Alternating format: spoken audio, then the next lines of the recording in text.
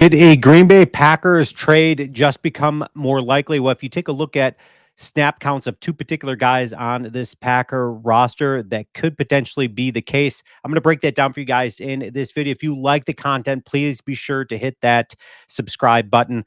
Okay, so I love this time of the year. I think it's super exciting as a football fan to watch players go to certain teams, kind of like what you saw with DeAndre Hopkins going to Kansas City. What an impact piece that is going to be for the Kansas City Chiefs. What a brilliant move by them. They lose Rice for the season. They add a piece like DeAndre Hopkins, who is aging. So Tennessee gets something in return for an aging piece like DeAndre Hopkins, who's really just wasting away there on a bad Tennessee roster. And he's going to be an impact player right away for Patrick Mahomes. So could the Packers add any pieces like that to make a Super Bowl push? Well, here's the reality. I think the Packers, as it stands, I don't see any glaring needs on this roster. I do see the Packers, as it stands, making a push for the Super Bowl with the current roster we currently have, which leaves me thinking, okay, so you look at two snap counts that are dramatically down from what what roles they started the year with. Preston Smith, 28 snap count this last week against the Texans, and he has an overall PFF score of 57.8, so it's down. He's only got 3 sacks on the year, which is not terrible, but you take a look at what his potential could be. And again, he's getting older. So this is a player I could see the Packers moving on from. I talked about that at the beginning of the season, them potentially moving on from him. He's got a great work ethic. He's a great person in the locker room. So I don't see the Packers moving on from Preston Smith, to be honest with you. I think Brian Gutekunst is going to stay put and kind of stay true to what he currently does. I don't see them making a move on or before the trade deadline. But if they did at the DN position, my vote would be for Chase Young. I think this dude could be a great piece on this Packer roster. He's top 10 in the league in pressures this season.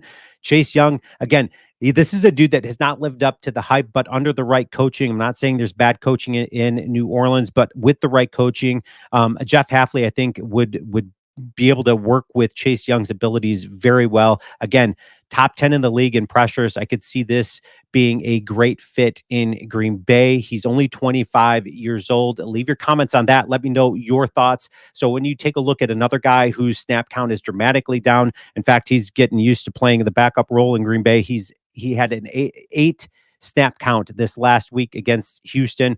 He's got an overall PFF score of 52.4. So who could the Packers potentially upgrade at that position? Well, in my opinion, Marshawn Lattimore would be the perfect piece in Green Bay. In fact, if the Packers were to do anything this offseason, I would love for them to go and get Marshawn Lattimore. He's 28 years old, which is he's aging. He's getting up there a little bit in the quarterback age.